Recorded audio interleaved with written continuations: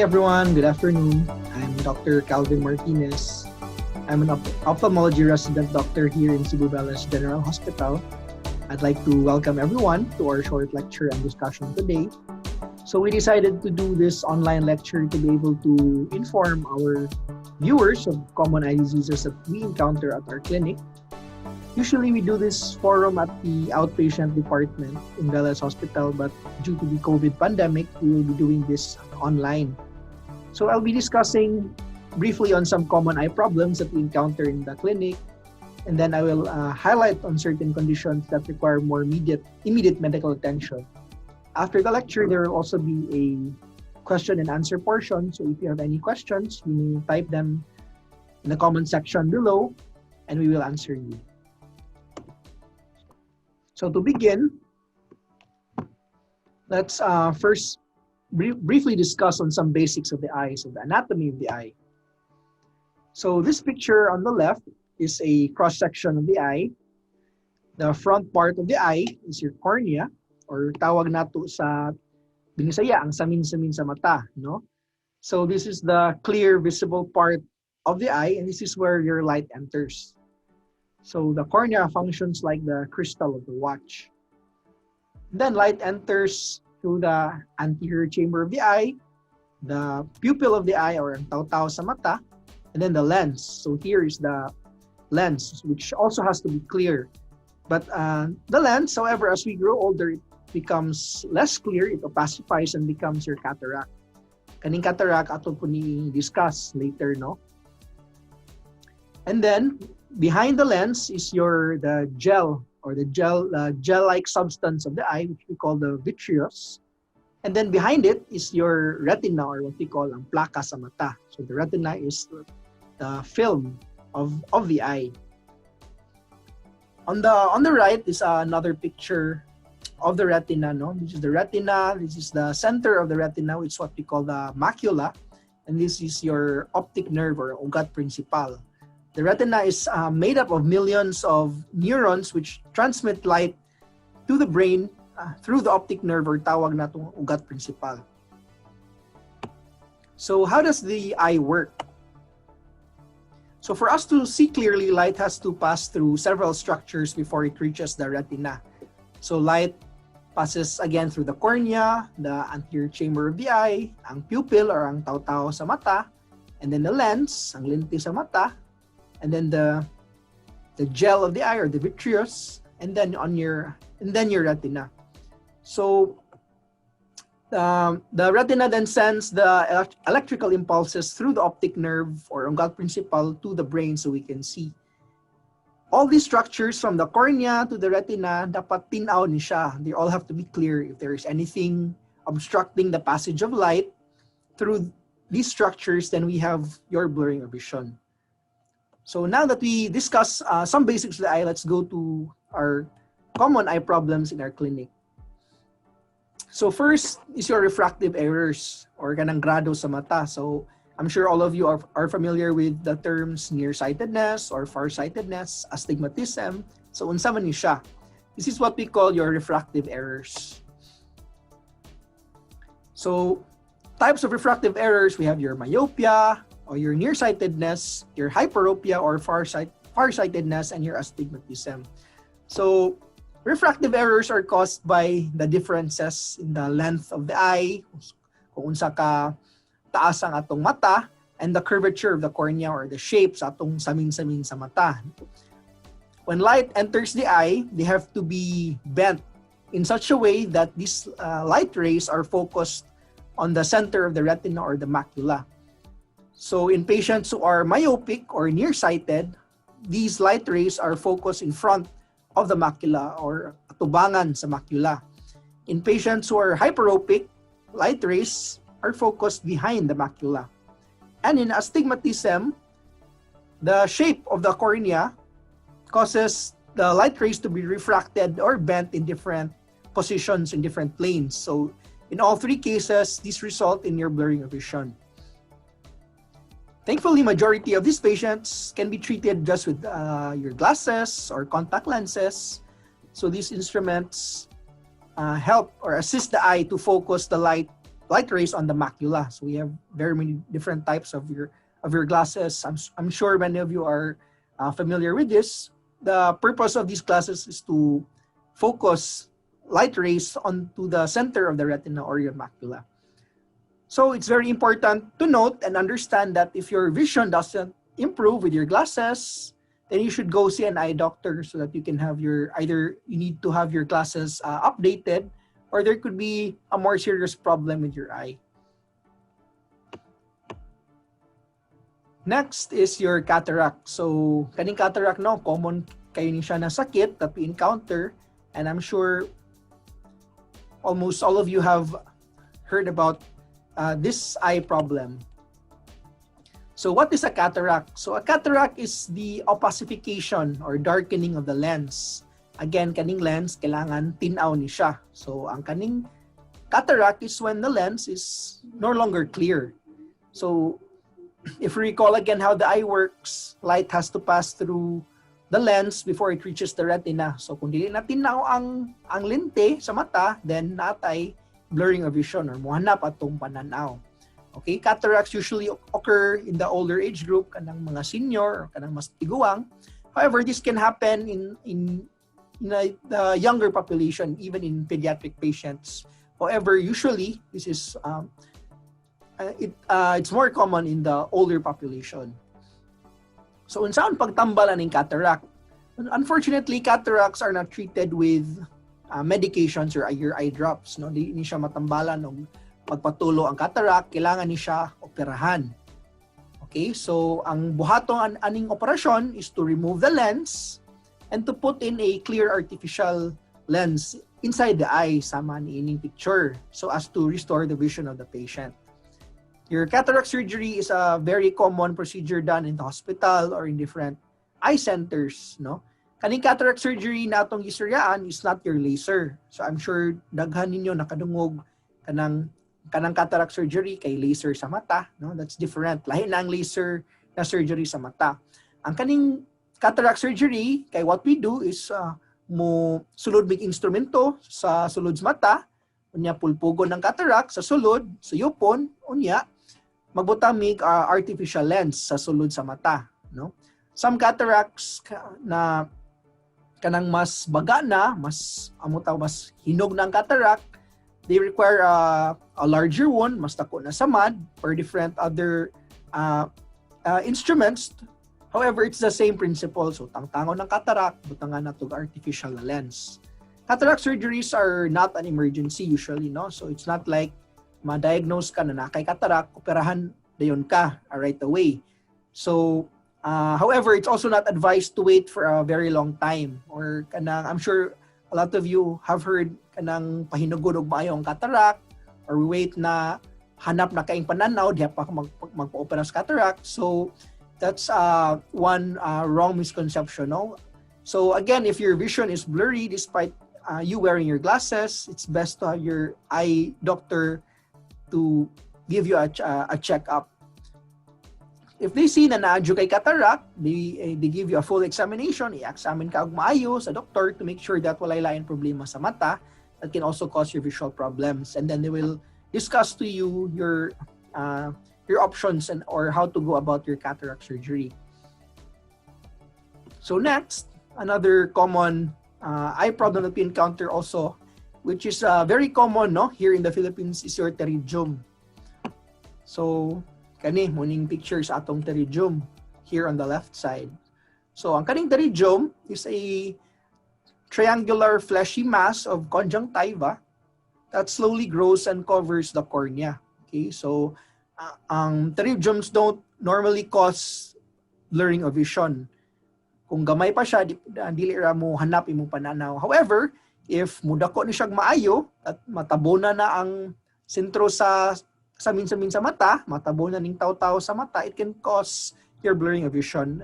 Also, pterygiums can also create astigmatism, no?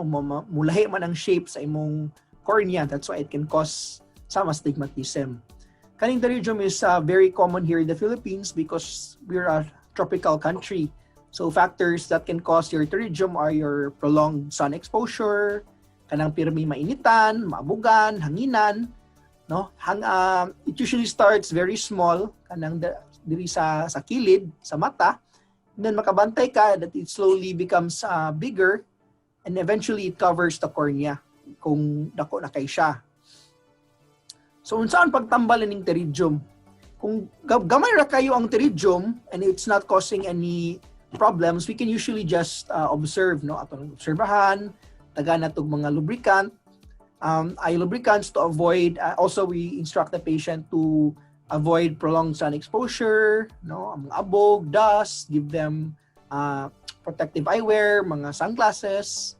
However, kung dako-dako na ni siya, we need to do surgery. We need to remove the pterygium. So, operahan ni siya, ang tangon ng pterygium, no? Depending kung unsa na technique of surgery buhaton, it usually takes around 30 minutes to 1 hour ang surgery. Niya tagaan na yun ang pasyente og tambal after the surgery. So that's your pterygium. Next, let's go to your conjunctivitis, no? Kaning conjunctivitis or is what we call your piscat. And daghan kay klaseng conjunctivitis. Let's just discuss on the most common, no? Kaning viral conjunctivitis or atong tawag na piscat. So I'm sure all of us are familiar with this. So kaning piscat is a viral infection of the conjunctiva. So sa maning conjunctiva. So ang conjunctiva is kani kung tananin mo akong mouse. The conjunctiva is the inner layer of the eyelid.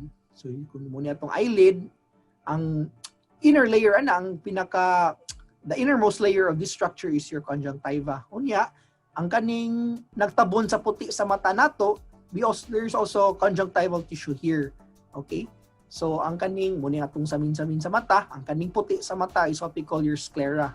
The sclera is covered with your conjunctiva. Yeah. This is continuous with your conjunctiva of the eyelid. So, ang kaning viral conjunctivitis or piscat is a viral infection of the conjunctiva. So, usually this condition affects both eyes. No, the patient usually experiences eye redness, magmuta-muta, especially in the morning, kunya magluha-luha, kunya katulsa ng mata. Important also na to remember usually kaning piscat, it's usually both eyes ang ma-affected ani. However, it's important to remember, no, kaning piscat doesn't really cause blurring of vision or eye pain. So dili ni siya sakit, sambo lang. Okay, and dili rasad kay muhanap ang pananaw. It just causes your eye discomfort, tearing, redness. Okay, so if you experience this, if you experience any eye pain, your blurring of vision, kanang muhanap ng pananaw, most likely dili na siya piscat. So in this case, you should go see an eye doctor when you can. How do we treat viral conjunctivitis or your kaning piscat? So usually we just give eye lubricants, mga artificial tears. Kaning piscat is very contagious, so makatakod gini siya. So it's very important to wash your hands regularly, unya dispose of the tissue that we use properly. And then we usually advise the patient to rest for a few days, di sa mo trabaho or mo eskwela, kay it's very contagious. Piscat usually resolves over time with no complications. Now we just have to give medications to help with the symptoms of your piscat. Sunod, ato sa chemical injuries. Kani mga chemical injury, this is an emergency, this is an ophthalmologic emergency.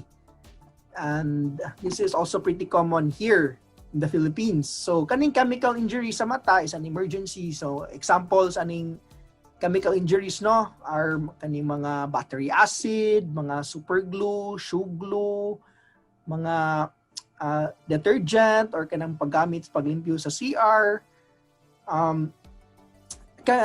Chemical injuries vary depending on the type of chemical and the amount that gets into the eye. So kung daghan kay na suds mata, mas grabe po ang damage, or kung gamay ra, mas gamay ra sad.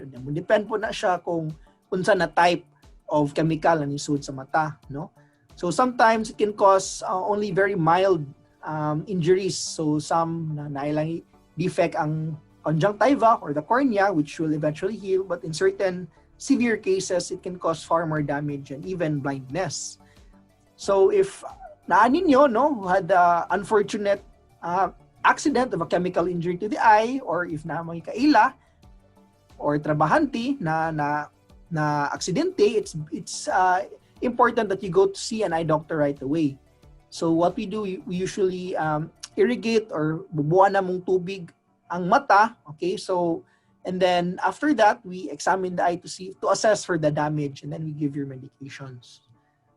You can also do the irrigation or flushing of your eye with running water while waiting, but you should go see an eye doctor so the doctor can assess the damage and give you the appropriate medications, no? So muna imong chemical injury. Sunod, ay napaday tayo line picture sa chemical injury. Sunod, ang kanimong foreign body. So unsa man yung mga foreign body, kaning mapuling. So common mo kayo ni siya, mga conjunctival, mga corneal foreign bodies. So this happens when certain dust particles or some material get into the eye. Patients, no, usually experience tearing, eye redness, eye discomfort. And then kaning mas serious ni ang corneal foreign body, no? Common ni siya, no, ayo sa mga tao doing construction or hardware work or kanang ang trabaho with metal grinders. Kunya wala nagsulog og mga protective goggles. So usually this is what happens. Sometimes kaning mga foreign body, after a few minutes of washing your face or your eye with running water, matangtang na dahil ni siya. However, in some cases, they don't. So you need to see an eye doctor to have it removed. Especially if it's a corneal foreign body or kaning naay foreign body or naay napuling sa samin-samin sa mata. Kailangan gina siyang tangon sa imong eye doctor. So if you have this case, you should go see an eye doctor because we have the equipment, the expertise to clearly visualize the foreign body to remove them safely. And then also we will assess for the damage and give you the appropriate medications. So it's important to remember, no, if you're working with doing carpentry work, magpanday, or kanang metal grinders, please wear your eye goggles. This is a very common na reason for consultation sa among OPD, no, mapuling. Kunyang kaning mga mapuling baya, kung mas lawom-lawom ang samad, mag-uwat ni siya. So it will form a scar on your cornea. So next, adto ta sa another very serious na ophthalmologic emergency, kaning corneal or scleral lacerations. So unsa man ni siya?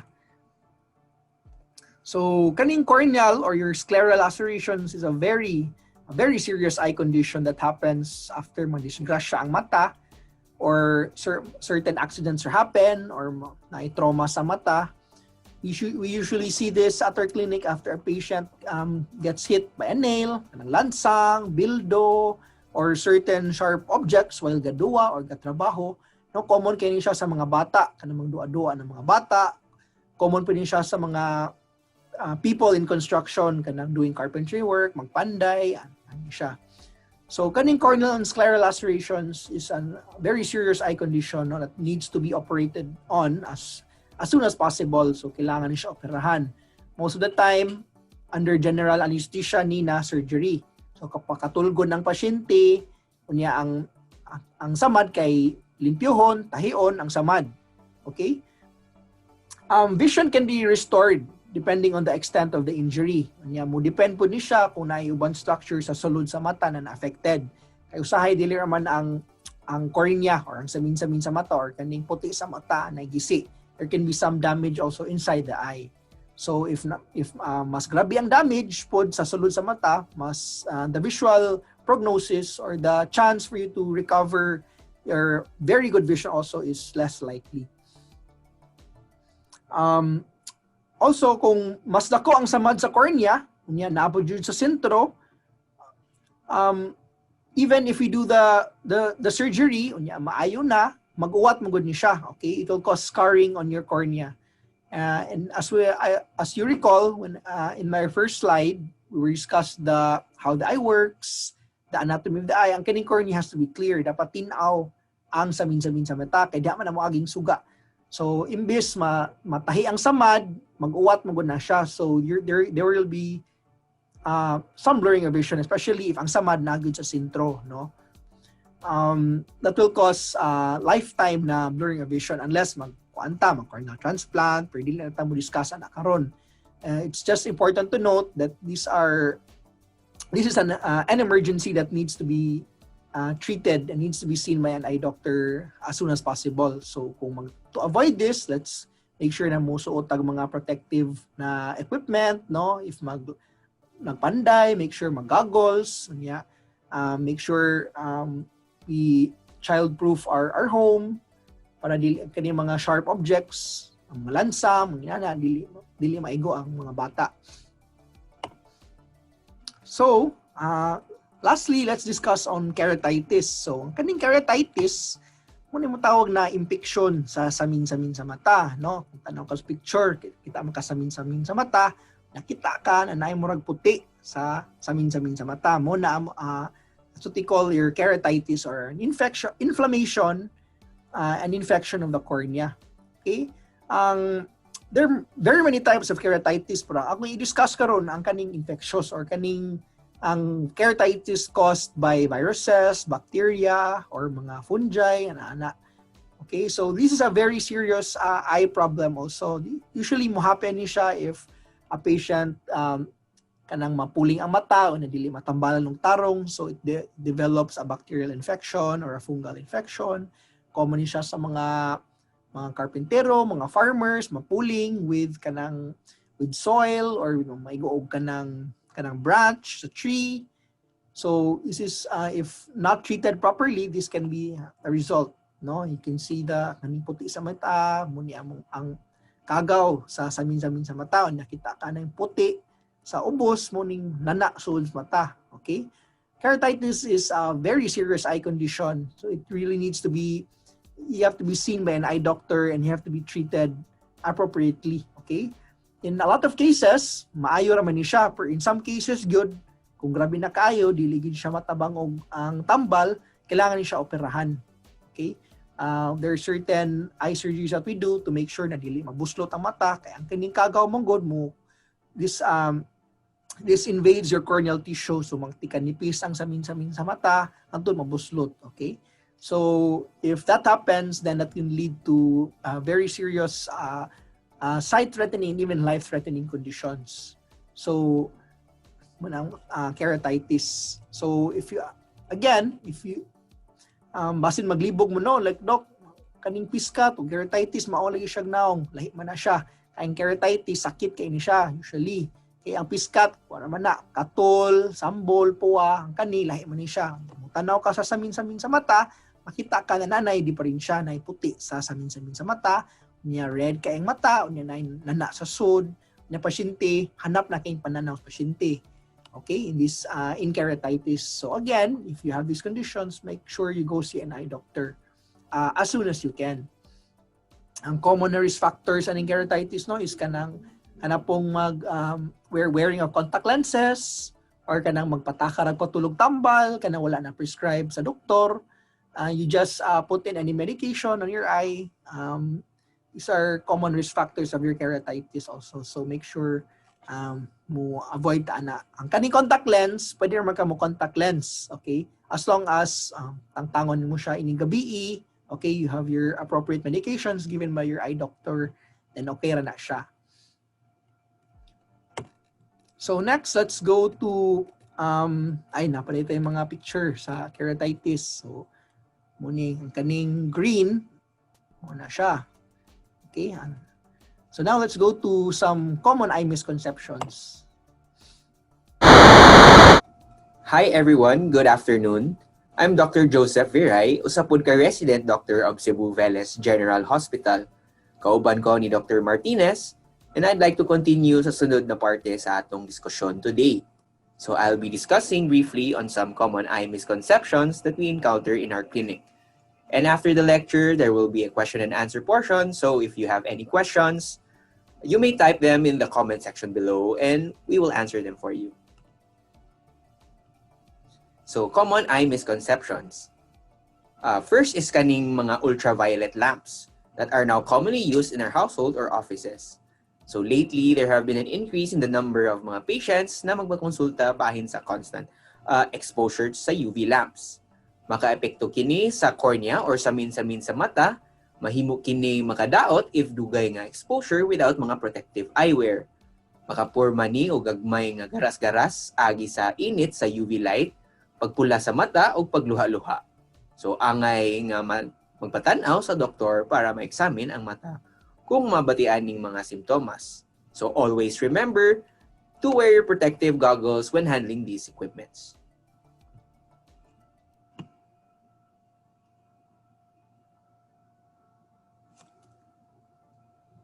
So sunod ang atong paggamit sa mga gadgets, so labi na sa new normal, karon nga kasagaran online ang pagtrabaho and paggamit sa eskwela, so mostly sige ta og gamit og mga gadgets, cellphones and computers. So kini mo mga angay masayran ang epekto sa blue light sa atong mga mata. So ingon nila makadaot sa mata ang blue light nga gikan sa screens. Ang tinuod is dili ang blue light nga gikan sa mga screens ang tantong rason nganong madaot ang mga mata. Ingon nila ang blue light ay hinungdan sa kakapoy sa mata. Ang tinuod, ang kakapoy sa mata kay tungod sa paggamit sa mga devices ug dili lang sa blue light. Ingon pud nila makatabang sa tarong sa pagtulog ang mga anti-blue light nga antipara.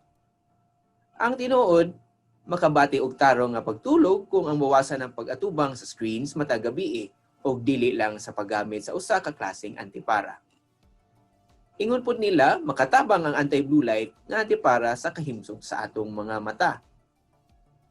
Ang tinuod is wala pa ang napamatud-an ang adunay maayong epekto ang anti-blue light nga antipara sa kahimsog sa atong mga mata. So unsa may angay nga pangbuhaton, so ang tambag sa mga eksperto is dili magpalabi gatubang sa mga screens, bawasan ang oras nga nakatubang sa screen matag gabii, ipahulay ang mga mata kanunay sa pag-atubang sa screen, pahinayan ang kahayag sa mga screen, ug dungagan ang lawasong kaliukan matag adlaw. So next is we have our digital eye strain. So unsa maning digital eye strain? So ang uga sa mata, ang tubigon nga mata, ang sa paghanap sa pananaw. So unsaon ang mga pamaagi malikayan ang digital eye strain? So tarong nga postura nga dapat na sa eye level ang pag-atubang sa ang computer ug turungon ang postura sa paglingkod. Ayaw kayo ipaduol. So ipalayo og 18 to 24 inches ang cellphone gikan sa imong mga mata. So padak-an pod ang letra. Ipahiyangay sa komportable nga level ang kadak-on sa mga letra sa screen. Ang kahayag sa screen. Ipahingayan sa komportable nga level ang kahayag sa screen.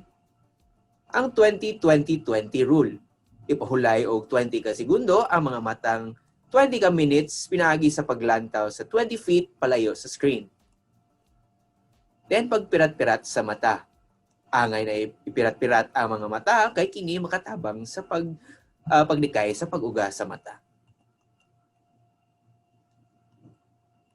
Next ang pagpalayo sa hangin. Ipalayo ang mata sa direktang pagbuga sa hangin gikan sa mga electric fan o aircon para malikayan ang pag-uga sa mata. Ang patak para sa mata. Angay na mo gamit og lubricant, eye drops kung magpakabati og pag-uga sa mga mata apan ginawang ang makonsulta uban sa doktor bahin ani. And always, if symptoms does persist, always consult your doctor. Ang last is mga angay nga oras para sa screen time sa mga bata. So sa edad nga 1-year-old, walay screen time. Ang mga bata edad 1 pababa, dili angay mo gamit og mga digital devices. For 2 years old, di mulapas og 1 ka oras kada adlaw. Ang mga batang edad na 2 anyos, angay lamang mutanaw og kalidad nga programa, di mulapas sa 1 ka oras ug naay pagbagda sa tiguwang. So around 3 to 4 years old, dili mulapas og 1 ka oras kada adlaw. So, importante ang pagdumala sa tiguang bahin sa mga oras nga pag-atubang sa screen sa mga bata. So, ginabawhag nga ipasikat ang mga kalihukan para sa physical ug mental nga kahimtang sa bata. So, above 5 years old, gidumalaan nga oras sa screen, Importante ang magdumala sa tiguwang bahin sa screen time sa mga bata o ginaahag ang kanunay na pagpahulay sa mga bata aning mga screen or devices. So that ends our discussion. Salamat sa kaninyong tanan sa pagpaminaw, hinatunta na naamoy nakatunan bag-o karong adlaw. So next will be our question and answer portion. Just write your question and comments and we will happily answer them for you.